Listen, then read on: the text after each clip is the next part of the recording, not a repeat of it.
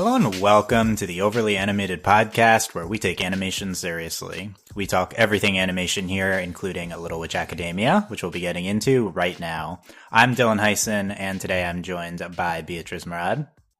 Hello. And Steve Zach. Hey.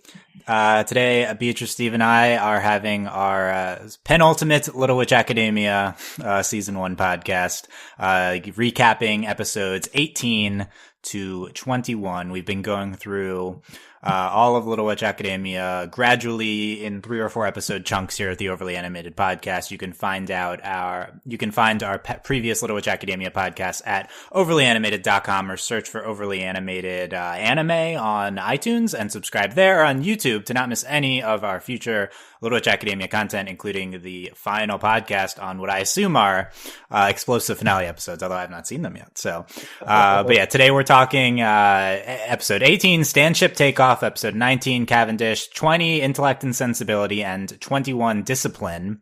We will not have spoilers for episodes beyond that. They'll have the final 4. But we will have spoilers for these episodes and previous, so make sure you've seen this on Netflix or wherever else you're watching Little Witch Academia. Before continuing on. So yeah, we're going to get into, these 4 episodes. We're definitely going to start with the big 2-parter in the middle here, but I guess, overall impressions on this batch of episodes, Beatriz. Well, it depends, because I think a lot of the episodes are strong. I think there's one episode of them, that we'll get into that I find to be unnecessary and I absolutely hate with all my being. But for the most part, I really enjoyed these. Hate with all your being. That's strong. I mean, I just, in terms of, we'll get into it. But I can guess which one it is, and I think Hugh is not going to be very happy. Is it? I mean, there's only one pointless episode of the 4, so yeah. But yeah, well, continue. I mean, it's a pointless episode. There's no point to it, and even then, it was badly done. So it's like, and this hot show. Takes. Yeah, but well, that's the last one we'll talk about. But yeah, what about the other 3? But yeah, I'm really pleased with them and how they're executed. I don't know how deep you want me to go into it, but I don't know. I think they're all great. They all hit the emotional points, the fangirly points in me. So I was excited to when I first watched them. I was really excited because it was finally happening. Things are starting to finally move along, and I just think they were really well done, despite the unnecessary cramming of a lot of plot into them. Yes. As previously discussed, so we don't need to belabor this more, but we will talk about it again. So there you go. And as a reminder, Beatriz and Steve have already seen the conclusion to the series. This is the last time we need to give this caveat. I have not, so, and then April also is not, but she is, not joining us. But yeah, so they kind of have a sense of what's gonna happen here. Steve, what's your take on these 4 episodes? Finally, the Aqua Dyna adventure I've long waited for. That Dynaco is real, people. I get that off my chest, but yeah, these are some fine episodes. We conclude the Aqua field trip arc, and Diana gets a 2-parter. So I guess that episode is like the Bowling Rock of this field trip arc. Yes, and it looks like Jasminka is the tough of this equation. Let's not do that, but yeah. Yeah. Anyway, I love these episodes. I agree with Beatriz that 18 is not really on par. Really, she didn't say 18. I'm sorry. Don't assume. Yeah. Okay, I'm sorry. All right, fine, but I liked all the episodes. Like I said, the 21 was a good episode. Maybe I set myself up with too high expectations because I really thought this time was finally going to happen. Aqua was going to learn chariots. Nope, never. Is Ursula, and that just didn't happen. But that's okay. I won't hold that back. Maybe I raised the bar too high. I expect too much, but 19 and 20 just went way beyond my expectations. I mean, finally, we met Diana's family. We had Akko and Diana, and in my opinion, kind of really become friends. I think 19 began with Akko going to bring her rival back, and 20 ended with Akko bringing her friend back. Girlfriend? And, yeah, girlfriend too. So yeah, it definitely had that subtext for sure. I did think that moment when Diana told Akko, "Let's do this together," and that look in Akko's eyes, oh, that's something. What more can I say? And really, man, this is really when the series hits on cloud nine, man. This is when really it's we're getting to the good parts now. They're really, really great parts. Yeah. Okay, good stuff, Steve. Yeah, I think this is a strong batch of episodes. I think 18's fine. I think 19's fine, and then I assume 20 is for a lot of people one of these series highlights. And in certain ways, it definitely delivered. And I was pretty into the Diane Akko parts of that episode. And yeah, I think that was good. I love just having this Diana arc, and it's been a long time coming, and why wasn't she more of a character the rest of the series? But that's okay. At least these 2 episodes, she was great. And, is it okay? Is it okay? It's okay in that we're not going to dwell on it too long because of time, but that's what that means. Yeah, fair. That's the only point. But yeah, and then Discipline. I have 2 pretty hot takes about Discipline, so I don't know if I'll save those when we get into the episode. But right. I have a lot to say about that episode. Potentially, actually, less to say about Cavendish and Intellect and Sensibility, which is where we're going to start here. This is I feel like Intellect and Sensibility is what, I don't really know what's coming in the last 4 episodes, but I feel like this is what a lot of people have been hyping when they're like, oh, it's coming, Dylan, the Dayanako, it's like, it's happening. So I feel like this is the headline, this moment in Intellect and Sensibility when, Akko is like, encouraging, like she comes to save, Diana, and they have their moment, and their faces are really close, and like they're holding hands and stuff like that. Yeah, Beatriz, was this big moment this big gay moment we've all been waiting for? Was it this? I mean, to be honest, for me, the big gay moment was in episode 10. That was it for me. After getting that, I was so like, please. So anything beyond that was like gravy for me.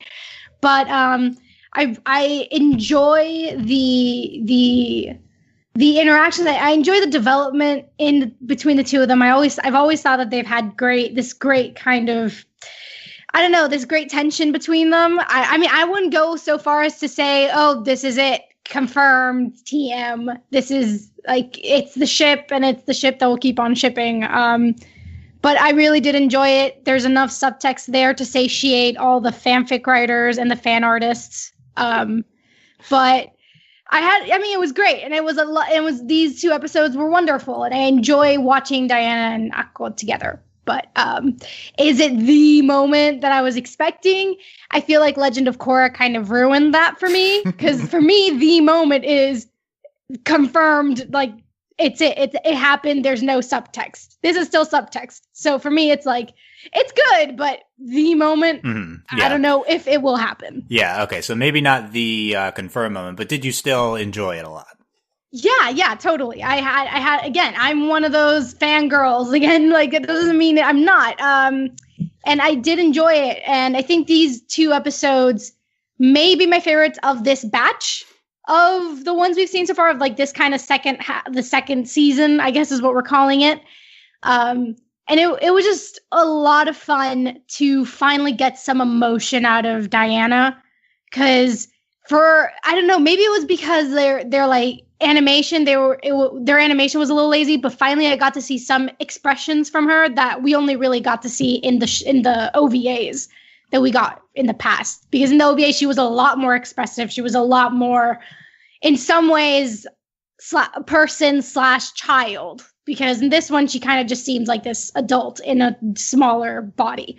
So I really did enjoy it. And I hope we get to see more of them. I hope that it's not what's going to happen usually with characters, which is that we'll have the episode dedicated to one character, and then we don't see them again for a while until they get another episode about them. So hopefully she'll be a lot more involved throughout the series. Yeah, but or what little that's been the status quo for Diana previous. Right. That's what I mean. Yeah. Like, hopefully there might be a change. I mean, who knows? Yeah, I agree. This is by far definitely the best of the second half so far. And a little spoiler, I make my list of when I rank all 25 episodes. Episode 20 is at least going to be in the top 3, maybe even top 2. So something to look forward to there. Yeah, it had great little like subtext right there. It's very great, strong subtext. Beatriz says maybe Legend of Korra maybe ruined it for her. Sort of a similar way with what I've seen out of Mysticons. I mean, Mysticons kind of took that subtext to a whole nother level, but that's another story, another series. But yeah, I think so. I think this is relevant. Yeah. I think Mysticons, not that literally any of our listeners to this podcast watch Mysticons, but you should. But it's an example of the type of show that this is not just subtext anymore in a lot of shows. Mysticons, I reported on a story that there is a kiss between 2 female characters coming later in the season that is in danger of being cut. But like this is, there's shows where this is not subtext like this anymore, like Korra, and then we're actually getting on-screen kisses various places. So, well, yeah. And just to say, before anyone says, oh, but this is Japan, it's different. There have been shows in the past, sure, maybe not for like this type of age range, but there have been shows that have been very overtly that have confirmed like this is a relationship between 2 girls. This deals with LGBT issues. So this isn't a sort of cultural thing. It's on both sides. There've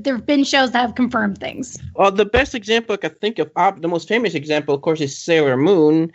The main character she was pretty much bi. I pretty much confirmed. She had crushes on like all the girls, though she had like her main love interest was male.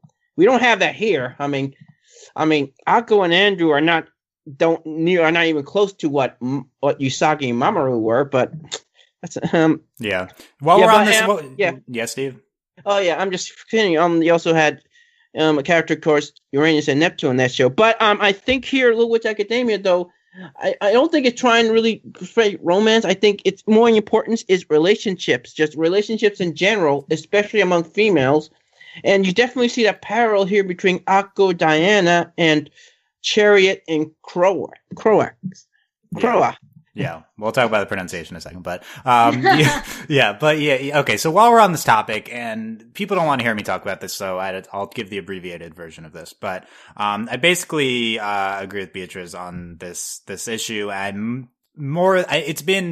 It's been months and years that I've been more than frustrated with animes and other shows keeping female, male romances as subtext. And it just kind of poisons viewings of a lot of shows like this for me. Like when I watched the Diana and Akko scene here, I enjoyed it and it was great, but the whole time I'm just like, yeah, of course they're not going to actually kiss. This is just this is nonsense. Like it's never going to go beyond subtext in the show. And this is basically the same opinion that I espoused when we were talking about Yuri on Ice as well. And that's a show that was even more explicit, but it also did not have an on-screen kiss, and it was like blocked by something. Well, but I would suggest that they were like with Yuri on Ice, like at least it was clearly more. It was clearly more explicit, but I had this reaction to that show too. It's like you just can't show them kissing. It went beyond the typical anime nonsense with this, which is what the show is doing. So it was better. But even that show, I was frustrated. So you can only imagine that with Little Witch Academia. Yes, frustrated. I don't necessarily buy what Steve said about this just being about relationships, friendships, that type of thing. I think their dynamic, the tension, the romantic tension, I think it's palpable. I think that it's clearly what the show's going for. The show's clearly going for a love triangle with Akko, Diana, and Andrew, and and you can't have it both ways. This would be my review about every single show. You can't try to have it be a relationship and then not actually show it. It doesn't work. Dylan, did you see like one of the arts for the DVDs released in Japan that I posted on Discord? I posted on the Facebook that had Akko in literal like being tossed between Andrew and Diana. Yes, yeah. So it's even on the promotional art, right? It's a promoted part of the show, yeah. And but I do think though Akko and Diana definitely seem come as far, maybe more further than Akko and Andrew has canon. Yes, I agree with that. Yeah, they're closer towards like they're holding hands and stuff in this episode. So romantic room rides at the end, right? But yeah, so and we talk about it being it's anime, it's culture in Japan. I agree that's not a good excuse. It is definitely a trend that animes just always do this, and animes like there's more like teasing of same sex relationships in animes than there are in Western animated shows. But they're just much less likely to follow through. And I'm frustrated, and it ruined kind of this episode for me. Can I tell you though, this rumor, like at least a theory going around, like in one Tumblr post about the controversy of Andrew, and controversy of Andrew. Okay, that's why a good he was title. Created. Yes. Yeah. And why because they couldn't just have the gay, they had to have the straight too. Yeah, but but the thing was, one person said is that Andrew was sort of created this because in the shorts, Akko and Diana had such great chemistry and people really took to them. But, when they came with a series, they wanted to create like the straight version of it so it'd be more acceptable maybe to like mainstream audience, to like especially okay, but hold on. Maybe this is like my journalism school seeping in, but like, is this backed up? Like, do they have? No. Is that just a theory, like straight out? Because like, my theory. It's theory I've been reading up on. Steve is presenting us with the Andrew Spiracy, right? So that it needs a cool name. Okay, but it was pretty much so like people who just I think we got it. Yeah, and here's what I'll say about Andrew. I think that he is an increasingly great character on the show. Honestly, like he is one of the only in a show that struggles with characterization among everything. It's Andrew is like I think a really a big highlight here. Is he better than Malveron? Oh, he's much better than Malcolm. But again, no one watches Miss Kinds of Stuff. But it's we don't even talk a lot about Andrew in these two episodes, but I thought he was good here. And one thing though, I'm sorry, keep interrupting, but no offense to Andrew, but I was like worried though before that Andrew was going to be part of this adventure. I was so relieved when Akko just said, "Wait here." Yeah, Akko leaves Andrew at the door. That was scene. And not just that, but Andrew's like, "No worries. I will step back. You need me to step back? I will gladly step back for you. I'm confident in you handling this." Like, I love that from Andrew. It showed that he was like, I don't need to protect you. I don't need to be the quote unquote hero. You're fine being the hero. And I just love that. And Akko was right, though. He has no magical powers. He'd just be a hindrance. And given what happened inside, he would have just been pretty much in trouble. But what the point, though, being I wanted to make, though, is it had nothing to do with him. If it would have been any other character, I would have felt the same way of butt out. Let Akko and Diana have this adventure by themselves. It was Susie, it was Lotte, Amanda. I don't care. Leave butt the out. girlfriends alone. Yeah. And as much as we're ragging on the show for not being progressive enough, I do think that was an incredible moment that almost no other show does. The useless male character always tags along for no reason, and they absolutely didn't do that, and it was great, well handled. Again, Andrew just he's great about it. Andrew is the completely unproblematic male fave. Like don't need to feel guilty about him at all. I would say he's like one of the only male characters that's true relevant in any show we cover. It's wonderful. But so there's that. I still think their moments were great. The scene where just the way it was framed in just Akko, like, just trying to get her to believe in herself and stuff like that. And just the whole framing of the episode and Akko being so determined to get her back, to the school. I think that this was all really well crafted. And if they actually followed through with any sort of actual, romance on the, explosive romance, then it would have been great. But it's still fine. Can I now mention what bothers me about these episodes, or are we not there yet? Yeah, no, go ahead. Okay, so I mean, by episode 20, I was already in for the ride. It was fine. But in the beginning of episode 19, the show, I just don't like it. And not just with this show, but with any show, when you have a story, when you're telling a story and the only reason the main character does what they do is because they're the protagonist. So they're the only ones who can do it. Up to this point, Akko didn't convince me that she was that connected with Diana, that she was going to be the one to go get her back. By this point, it only makes sense for either Hannah and Barbara, who are actually Diana's only friends. If they had just kind of shown Hannah and Barbara going to Akko, because let's just go with this theory that we've kind of accepted, that Diana has been in love with Akko for a while. Like, Hannah and Barbara would be the ones to know if their friend has feelings for someone. So if Hannah and Barbara had gone to Akko and told her, hey, you need to go get her, maybe not tell her why, but like, you need to go. You're the one, you're the only one. You're quote unquote her rival. You're the only one, maybe lie because Diana doesn't see her as a rival, but say like, oh yeah, you're her rival. You're the only one who can bring her back. Then it makes sense for Akko to go get her. But out of just Akko's own will to get her, that just screamed to me, she's only going to get her because she's the protagonist of the show. And that to me is lazy writing. That's the only thing where I'm just like, I needed one extra episode, episode 18 perhaps. I needed that one episode for like just to show that Akko cared a little bit more about Diana than what meets the eye of what we have seen before, so that she would be a lot more willing to go get her if Diana had left for whatever reason. So that's just needed to get that out.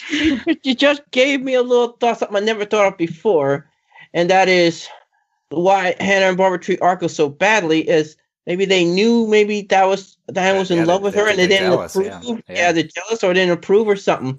I never thought of it that way. So, Beatriz, you just opened my eyes to a new train of thought. Hannah and Barbara had a great scene thanking Akko after, and that's the last I want to talk about them on this podcast. They don't need more time. But, so I actually think that I disagree here. I definitely agree with the main character syndrome, and that she has to be the one to do everything, and why is like Akko, she's this completely useless person, to be honest, most of the time. Why is she the one saving the school? And it's the kind of a repeated thing. But I think that in episode 19, Akko just reacting so strongly to Diana leaving was really powerful, because it wasn't apparent before that she had such strong feelings for Diana. And I think it's just one of those situations where when you're put to the test, like, you know, when something's put to the test, the true feelings hiding underneath come out.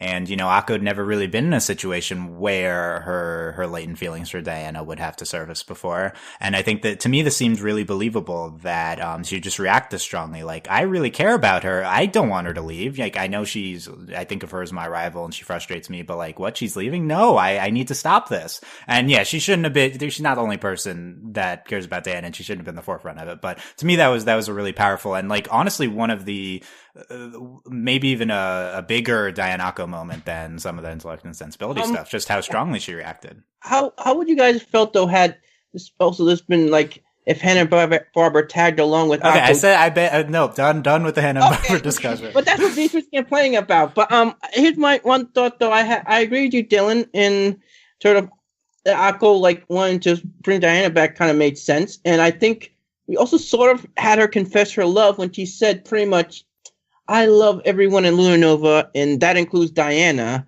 So, love confession. Love confession, yep.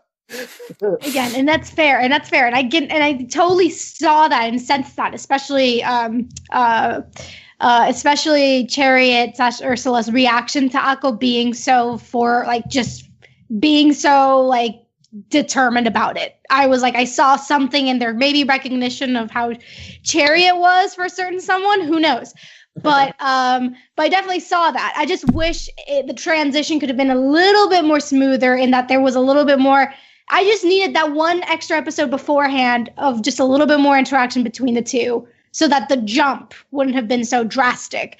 But again, I feel like at this point I would have changed episode 18 for anything other than what we got. I don't know if we can even pick on episode 18. Basically, every previous episode of the show could have also fit the bill. Yeah, no, I think that's just a larger problem with the show's narrative. It just doesn't build anything up, and it's too unfocused. But speaking of these episode 19 build-up moments, my favorite exchange, potentially my favorite dialogue exchange so far in the show, is Akko and talking to Diana, trying to convince her to stay. Akko says, "I'm not just gonna stand there and let my rival get away." And Diana says, "I have never for a moment thought of you as my rival." That's my favorite. Oh, can I just end up being mad that Akko just haven't figured out yet that I don't consider you a rival. I consider you maybe my partner. Like I love you, Akko. Why can't you just see me more than just a rival? Yeah, I mean, it's also like you're just not my equal in any fashion. I could have been very dismissive, or it could have been very sweet. Who knows? Yes, it's great. It was perfect. We never know with Diana. Perfect. Yeah, Diana it was perfect moment. Diana. Yeah. I don't know if we're done here. We're gonna talk about the plot of the episode, but you guys think you know what is sickening though? I got this theory about Aunt Daryl like just seemed to make her more a villain with depth, but we'll get to that later if you want to. All right, let's keep going through the more important Diana Akko moments because those are my highlights here. Right. I think later when Akko's at the mansion, Diana says she's an upstanding young witch, and then takes her hand and pulls her along. Oh, I love that. But why couldn't she have done that all along ago with Hannah and Barbara? Why you let those two do anything what they want? Yeah, true. Stop your friends from bullying your crush. Yeah, true. And not just that, but I also love how she kind of took this very protective stance, and that she just went up in she pulled Akko behind her, and was just like, no, I am gonna very visibly be protective. And I think it was, I don't know. There was the first time I saw the episode. I kind of read the dialogue with the aunt a little bit different in that I thought that she was suggesting, maybe it was because I was too into Tumblr at that point, but I thought the aunt was suggesting that Diana was gonna that Akko was trying to become part of the family. On second watch, no, I can see her just being no, she's just maybe Akko's just trying to get into Diana's good graces, because I can also see that happening. Well, that's true. But her two lackeys probably might be that way. I did not have the read on that dialogue. Right. The second time, I'm no, that was just my fangirl goggles were on. Your ship goggles, yeah. Yeah, my ship goggles were on at that point. But I really do appreciate just the very physical action that Diana took, and that she just stood up. She could have just been out on the outside and done the same thing, but the fact that she was she put herself between the two, the threat and the potential, in the threat and the girl, she put herself between the danger, and it was just, I don't know. I found that to be really. And she was the male. She was the male in the relationship. Most of the time, people ship Akko and Diana see maybe Akko more of the male. I don't like that. I don't like that. Yeah, I don't like that type of imagery. But she was. I'm just saying traditionally, whatever. But yeah, it was awesome. I love that moment, and Diana was the boss. Yeah. Okay. Maybe Steve's saying that instead of a different way of phrasing it, which I appreciate for the kid-friendly podcast. Yeah. But yes, I thought that moment was incredible, and also another great thing is Akko wearing Diana's dress from when she was 11.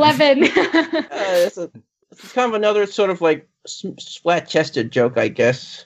How Diana's body's much more developed than Akko. That's the really pessimistic way to read this joke, as just very anime. That was a very. I feel like that's the most anime the show may have been, to be completely honest. But look, speaking as the one female in this in this podcast, we do think about it.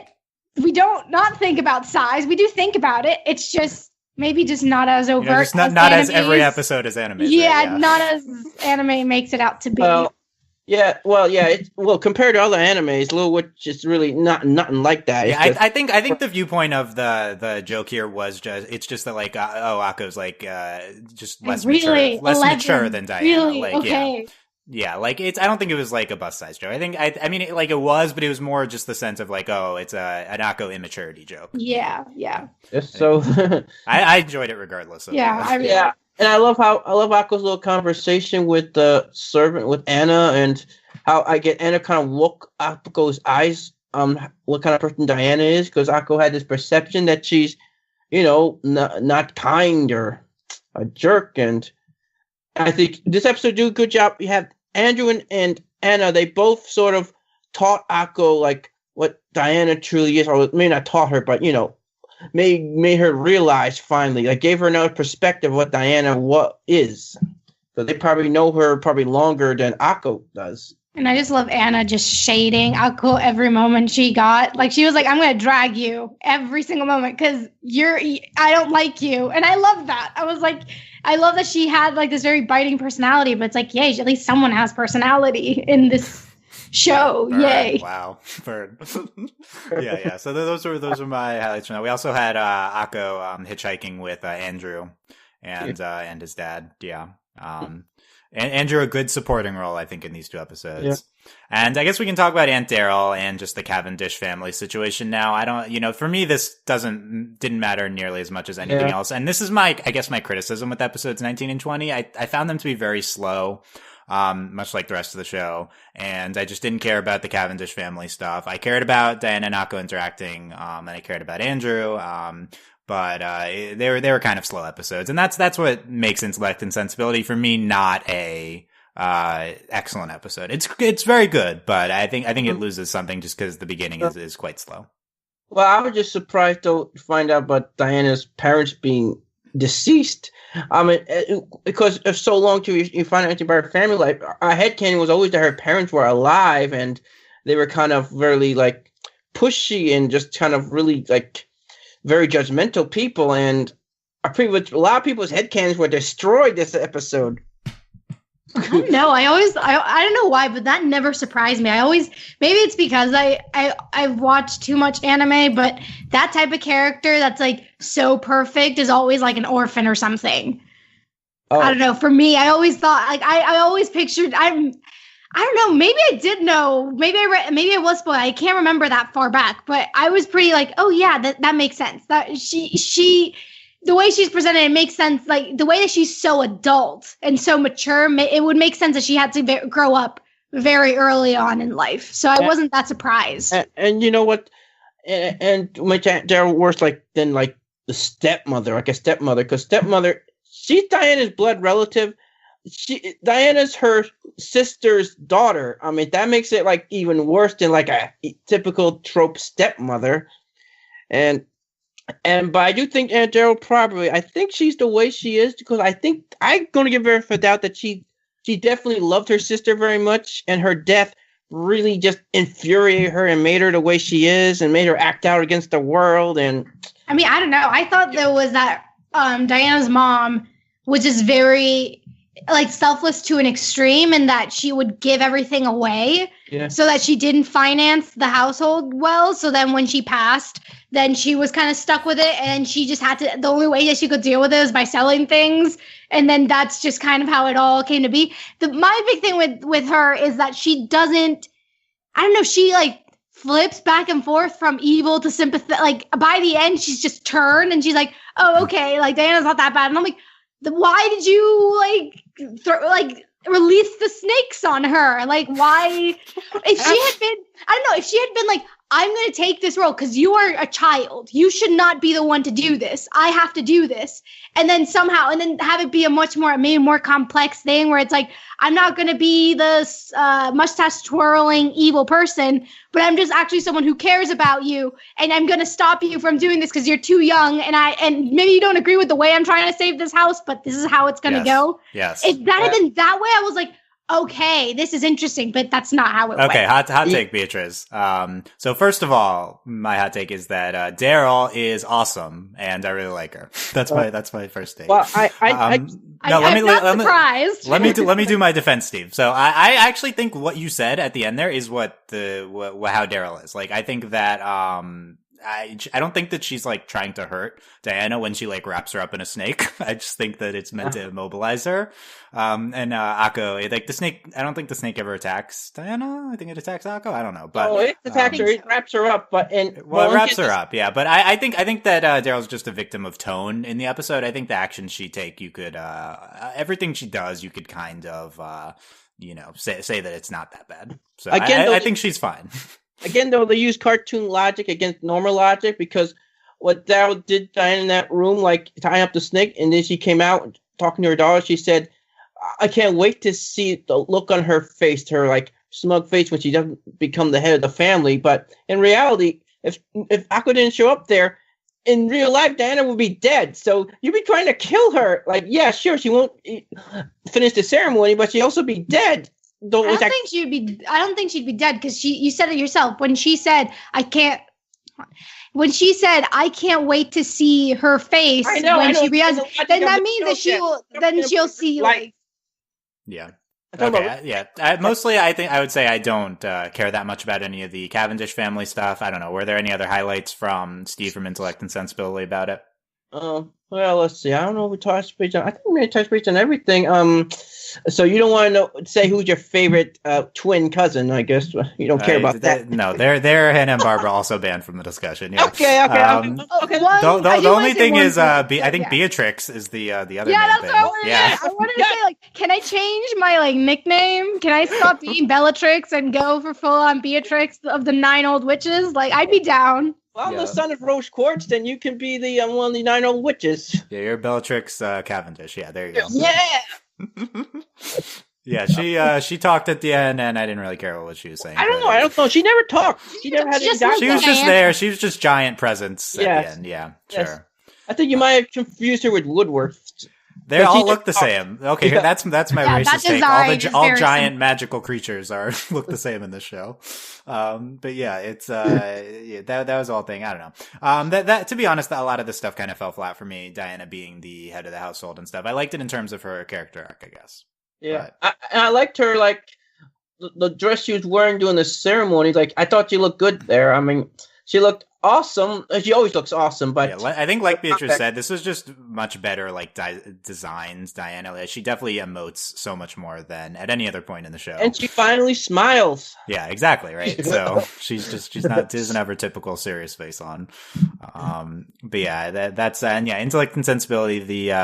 The big stuff with the Diana Echo, as we talked about, was the saving Diana and the encouraging her, and then holding hands, their face closing, and then flying back together at the end. All of that, it was big. And Akko did it only 2 episodes, opposed to Naruto. She's gonna bring my Sasuke. Took forever and ever. Why are you bringing out a Naruto comparison? Well, most people compared it to that because it's when the way she says, "I'm gonna bring back Diana." It's just very Naruto. Oh, I see it now. Yeah. And besides, Naruto is the voice of Croax, pretty much the same voice actress. Okay. Yeah. Yes. Really? Oh, yeah. I didn't make that connection. That's why she eats all those ramen in all those episodes. It's inside Yeah. So that's and then at the end of the episode, Diana does not complete the ritual and goes back to school. So, not head of the household. And I guess Daryl is just magically a good person now, so it's fine that she's in charge. One last part though, you got the ride home when Diana said thank you to Akko, and Akko just wanted to hear it again, and their banter. I thought that was funny. I thought it was cute. And also like the effect of Akko, have some subtlety. Like, you could have turned that into a moment, but you had to just be so over the top. Like, Diana's like, "Oh, I thought this was going to be our thing," and then Akko's just too childish. Yeah. but they're cute, and I guess Akko lost her hat for good, but that doesn't really matter. Yeah, it's a weird plotline. Yeah, Steve, any other stuff from Intellect and Sensibility? Not much. I think we covered everything. Believe it or not. The last word. Yeah, there's a 5th word. Oh yeah, the 5th word. Yeah, I don't care about the words. Who cares? Hot take. Don't care about the words. Not a hot take, to be honest. Okay, let's talk discipline. That's next. We have our 2 Crow episodes. So first of all, her name, you guys talked about this on the last podcast. She's Kuroa in the Japanese version. I think Crow is kind of the English version of that, or Croy, as in LaCroix, water. I think these are also all acceptable, to be honest.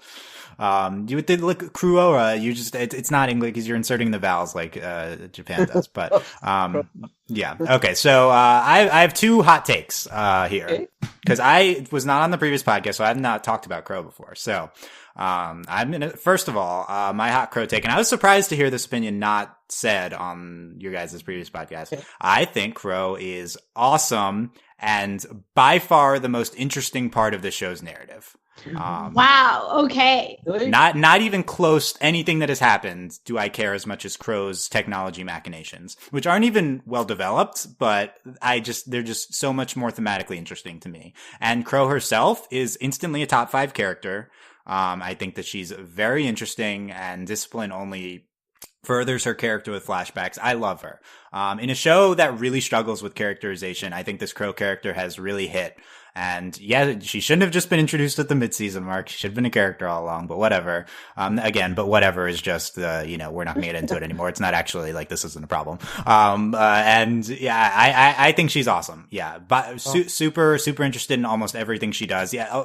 Yes, almost everything she does is just, insert scheming here, but I don't care. She does it fabulously. That's my take. 21 though finally did show some depth though to her character finally when she like saw Earth's chariot falling down that thing, and she actually showed some concern. Yeah, definitely discipline helps her depth. Yeah, Beatriz, what do you think of that hot take on Crow?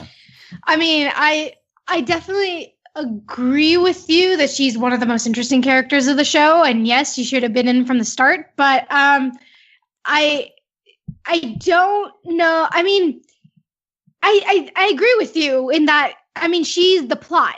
She's the thing that's going to she's what's going to push everything forward. Like her technology, everything to do with her is going to, it's the point of the second season, I think.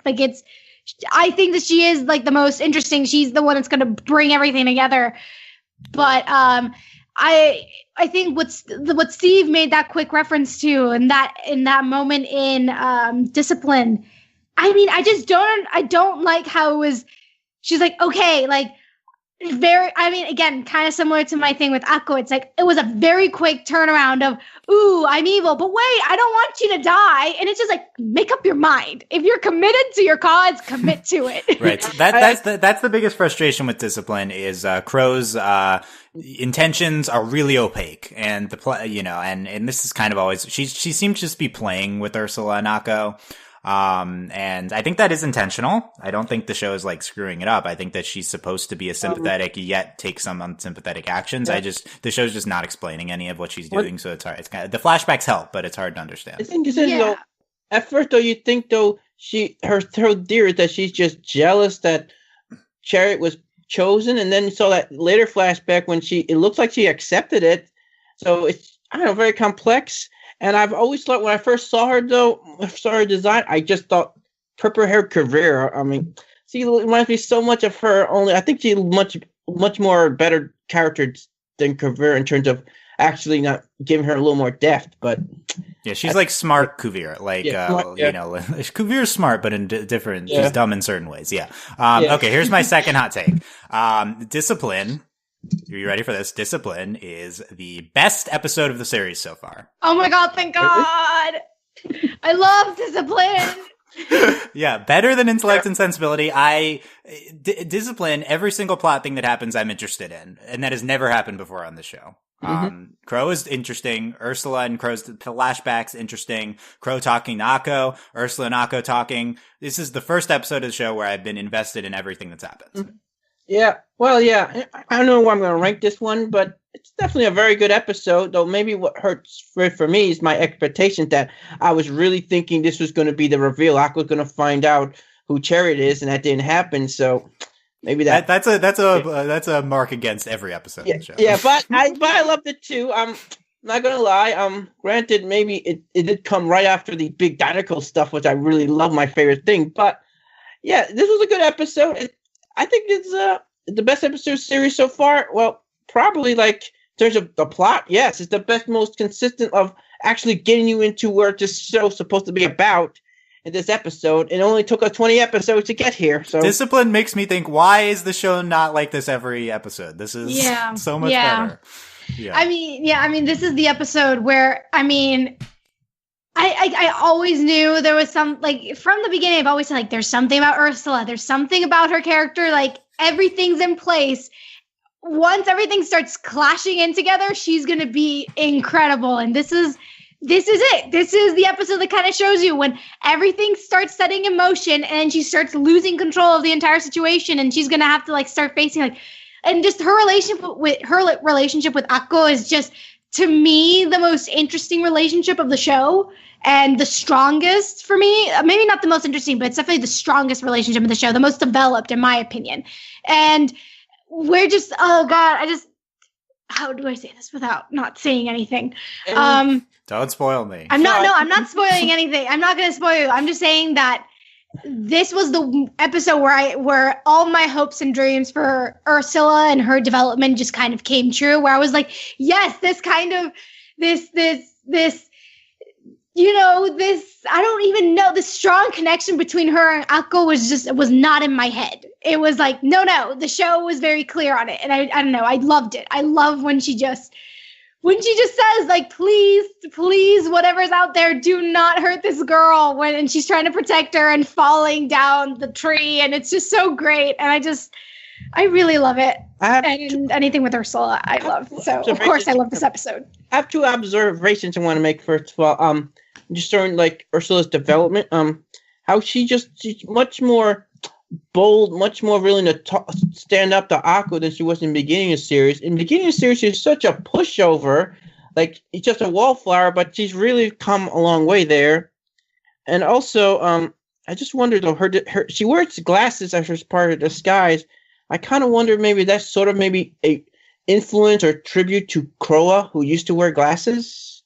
Oh, that's interesting. I didn't think about that. Yeah, but Akko and Ursula's relationship has always been really a strong part of the show. It's probably more so than even Akko and Diana, though. I think they're neck and neck in terms of important relationships.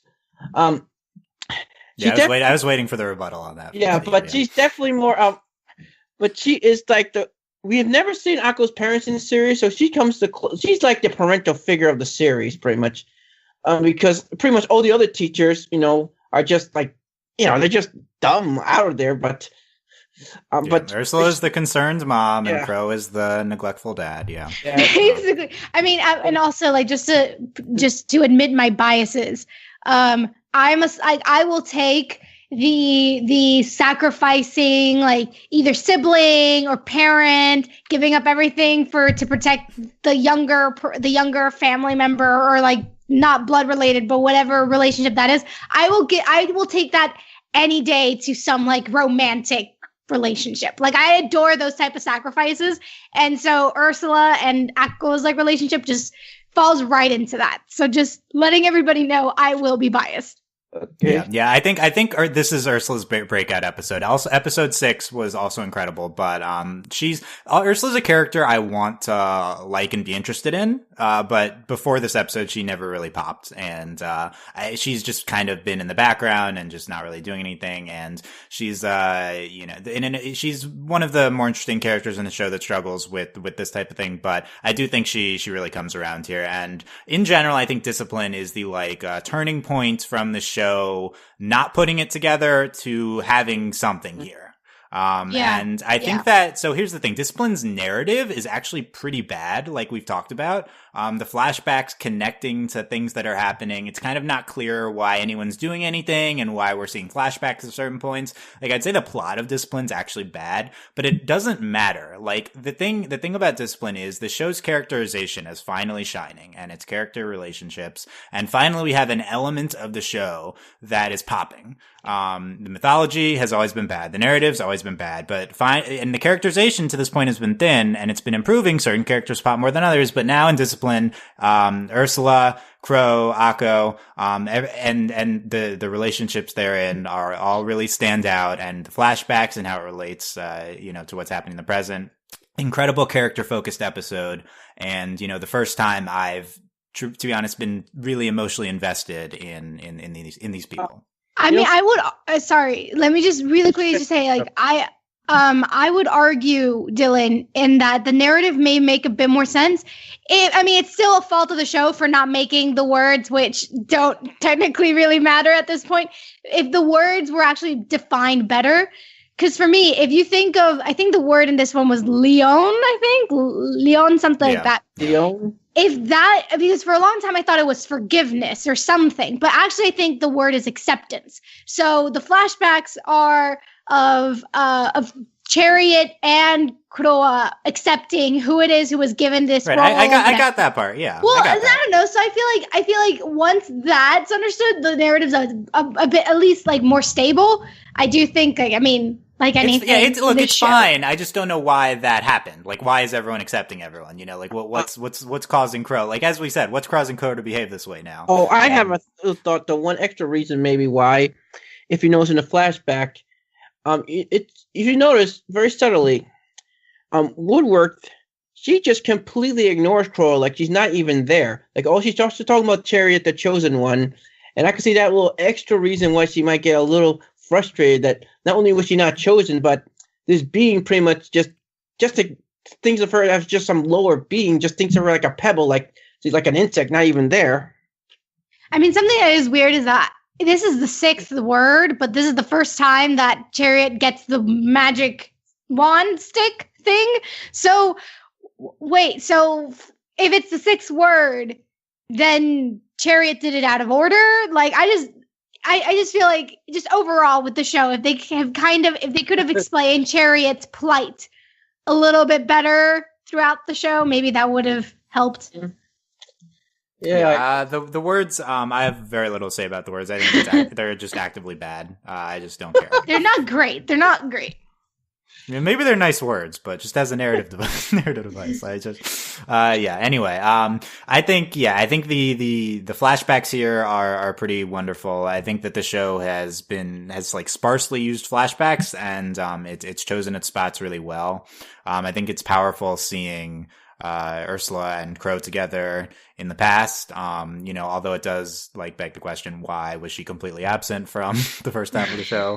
If it's like, oh, she's always a thing. Yeah, sure. She'd always been there. But yeah, I think seeing the two of them, it was great, in those two moments. And, I was waiting for Ursula to go full Chariot in this episode.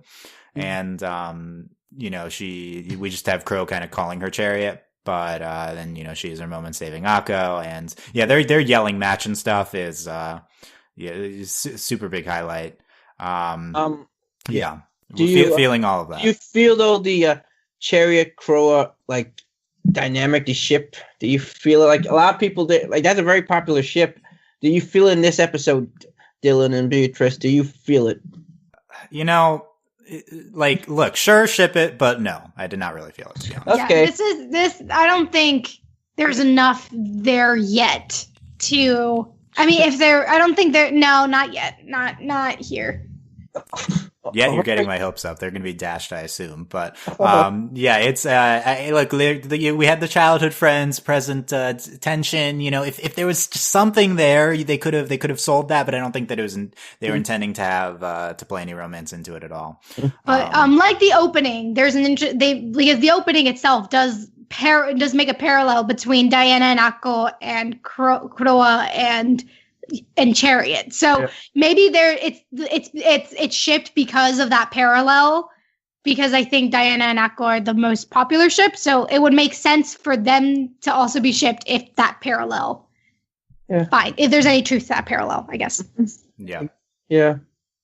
So just, I don't have a ton, I guess, specifically to say about Discipline, because I feel like it's more just like experiencing the character stuff that's happening, and the visuals incredible. It just very much worked for me. Other moments I think I've highlighted here. We did have a Diana Akko moment, as, Steve noted on that line in the beginning, was, Diana telling Akko that, one day maybe she'll be able to fly. Yeah. Not just that, but then also I think was it Lotte being like, she may be pretty cold, but I think she's actually worried about you. Yeah, Lotte should have figured out a long time ago. Lotte knows. Getting at the series, like in episode 5, like she's trying to be helpful, but they all just like, she's mean, Diana. But they finally figure it out. Yeah. Let's have more characters reacting to the obvious romantic tension between them. Let's have that be more of a thing. Yeah. I guess about Crow's motivation specifically, it's also, in episode 18, she's relevant. She does these random attacks in a lot of in the field trip episodes, and it's like kind of stirring things up. And here it seems like more of an explicit, she's like kind of trying to kill Akko in this episode. And but then she's like, nah, I guess not. But then also yes. So, I don't know. I want to know what she's feeling. The show isn't really giving me any opportunity. And I like that I get why she's behaving the way she is now based on the flashback, but also she accepted it. So what else happened to cause her to be like this now? But in the episode, I get the feeling though that she was more, she wanted Cherry to just ditch Akko, that she wanted to hurt Akko, but so she didn't want to completely hurt Cherry. It wasn't that she didn't like Akko. It's that she's identified Akko as the one thing Ursula cares about right now. So, she's trying to, I guess the episode made that clear. She's trying to like cut that off a little bit. I guess it's more of like just a blatant I guess a revenge kind of thing, maybe. Yeah. And then at the end of the episode, Crow is like, I've got something, and I'm just going to take care of everything on my own with my cool magic tech. With her, what's the name of that vacuum that's like a circle and just cleans like your house? I know on Tumblr they were always making fun of Croa. Yeah, they just said Croa and her Roombas. Because that's what they are, kind of. That's what they look like. Yeah, she does have floating Roombas. Yeah, there was one in this episode. So she's some sort of new thing at the end, which I assume will be addressed in our final 4 episodes. But I guess the thing that appeals to me about Crow is that just the depiction of magic in the show is, as traditional magic, is just very uninteresting and undefined to me. But then Crow's like tech magic, and I am biased again. I like new tech stuff is just kind of inherently interesting to me just as a person. But it's such a more interesting spin on everything we're seeing. It's just like the concept of and like the thematics of the combination of like tech and magic has always been like a really appealing one in media, and I think that Crow is a really cool character representation of that. Well, yeah, but she won the first one. She's a lot like Constanza, pretty much. She's also do like more modern magic in terms of using technology, combining technology with magic, which. Yeah. And random last things about this episode. Yeah, as Steve mentioned, no chariot reveal. I think it's kind of comical at this point that they haven't had it yet. But it's kind of unclear whether Ursula and/or Akko lost their magic from the pollen at the end of the episode. Like Ursula gets healed, but what does that mean? So I assume we'll just see next episode whether people are doing magic. I'm pretty sure Akko's fine. Not that Akko does much magic to begin with. She has one spell that we didn't talk about that last episode. She knows one spell, and now she's just transforming. Why is Akko just turning into a mouse all the time? Like that's her thing. Why? Transfiguration. That's the most useful animal that you can turn into. I know, Dylan, like against like a snake, a mouse, but I don't know, maybe it's her like beginner spell. So you need to turn to a mouse before you can turn to anything else. It's like I do like that she just like she just mastered one beginner spell and that's all she can do, and that's how she fights. But like, why is this mouse Akko a thing? Like, what? She's scrappy. She's making use of what little she can do. It's like 4 episodes in a row, like with mouse Akko. I'm like, what? When did the show turn into like a mouse like thing? I don't know. Yeah, so that was like how she defeated the snake by like transforming into like an elephant. Turn a mouse probably to sell merchandise. Yeah, I got to get the mouse Akko plush. Yeah, I wonder if that exists. Yeah, Steve, anything else from Discipline? Not much. I think we covered everything. Pretty much. What else is there to talk about? I mean, the tree, and there's stuff with the tree, and it was the return to the forest, right? So, but anyway, whatever. I already talked about Woodward. What I think of Woodward. Let's talk 2 minutes about Starship's takeoff. The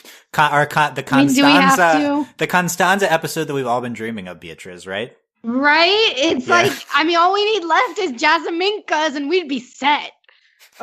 It's just baffling that the show had an episode about her when we can't even get more than 5 seconds of Lotte and Susie. Like, that's exactly.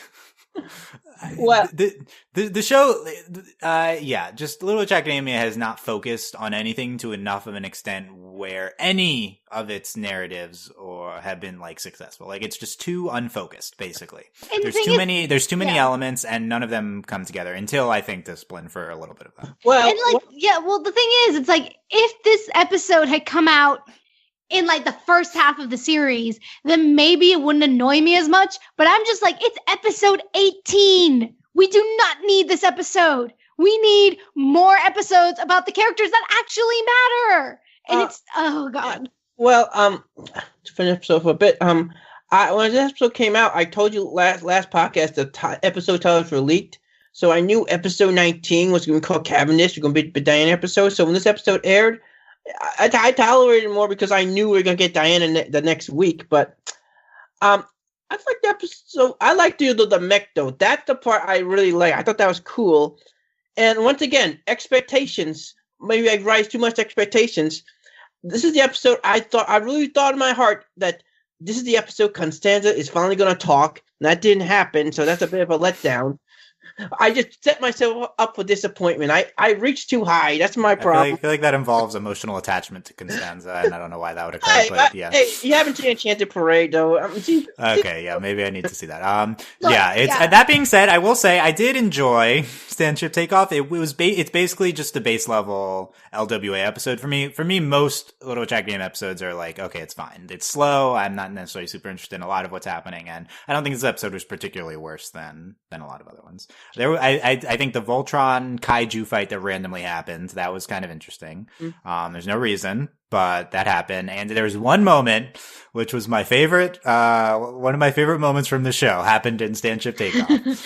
It is when, I don't know who's talking. I forget at this point, but they turn into the Voltron and, they say, we used up all our magical energy on the transformation. Oh, that's my favorite. Well, Akko talked, obviously. She's the only one to talk someone. That was Akko? Yeah. As someone who complains about transformation sequences in every show we cover, that was pandering to me, which was making fun of it. It was great. You guys care very little. Do you guys know, though, Costanza's on mute, she never talks. Yeah. Sure. If you asked me in the dark before this episode what her defining characteristic was, I don't know if I'd been able to name that, but apparently she's also like an engineer, and she has a secret underground lab. She's adorable. She's very cute. Though not as cute as Little Diana in episode 19. Little Diana. We didn't talk about Little Diana. Yeah. Little Diana was adorable, Constanza would take issue with you calling her adorable, so don't. I know, but she's like she's probably older than she looks. And like I said, though, my apologies to Hugh because this is his favorite episode, and we're bashing it, or you guys are bashing it. I think it's fine. I do like. It is kind of funny that there's a random kaiju fight for no reason. Yeah, Crow's actions in this and the previous one, she's just like stirring up Bleep for no reason, right? Like what's she trying to do? I will say they did present her with a motivation, which also happened in the beginning of Discipline. Was she seems to be experimenting with emotional energy. I think they say that, and there's like an app that I think that she's having people install, which is really funny. Which is kind of like hypnotizing them or something. Tap. This is super interesting to me, and if the show actually did something with it beyond just vaguely referencing it, I would be into it. I assume that we will do something with it, but just like emotional tech magic, like that's awesome. Like that's why I love Crow. I think what they're doing in these episodes, though, they want to crawl her big moments. Episode 15, they didn't want her to do anything major to 21. So this is just sort of like filler, just holding up time till we get to like 21. It's just like they just wanted. She's the main antagonist, and they wanted her to. By the way, I'm not buying that she's like a final boss. I think she's good, but we'll see if that prediction happens. But they're just twiddling their thumbs until they get to the actual plot, which is not good. Just interweave your narrative throughout the whole thing. But. Yeah. I will say for anyone who likes the kaiju and the Gundam like mecha thing, like watch Gurren Lagann, like watch that show. Like that was basically Studio Trigger, like before Studio Trigger was a thing. I think maybe that's why it annoyed me so much. Is that they've done this before.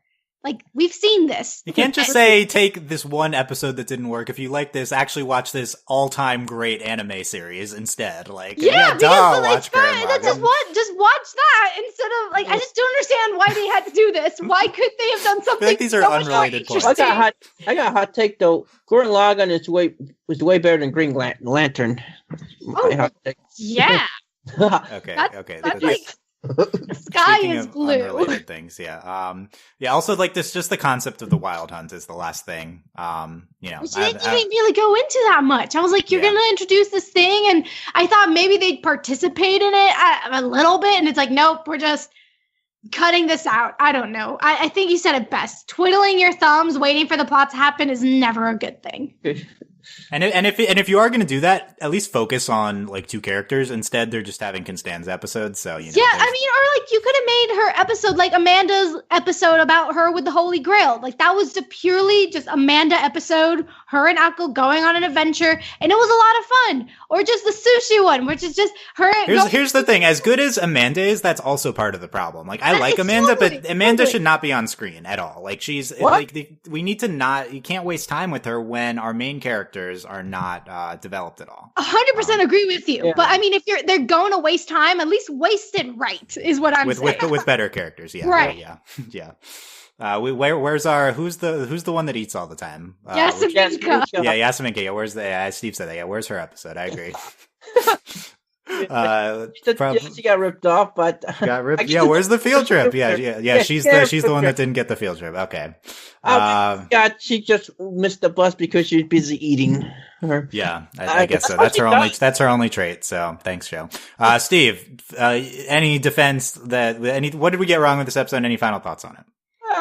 Well, in defense, it's a harmless episode. I love the visuals though. I thought it was beautifully animated, and I always liked Costanza, so maybe that's why I'm biased. I mean, she's not my favorite character, but I always liked her. I think she probably, I don't know, she's like one of my favorite little side characters, so I'm a little biased there. And I loved some of these tributes to, like, a lot of references to the Enchanted Parade movie, which I loved.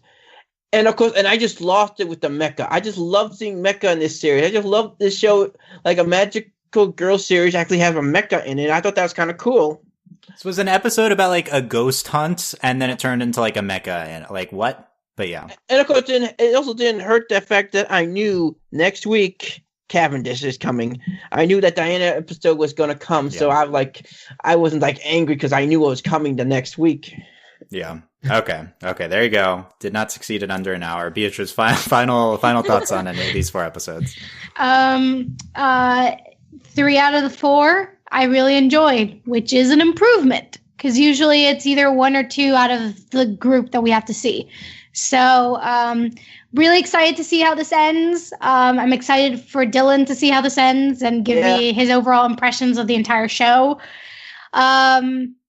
I just can't wait to finally talk without having to censor myself. Next time you can let it all go, Beatriz. Yeah. Steve, final thoughts.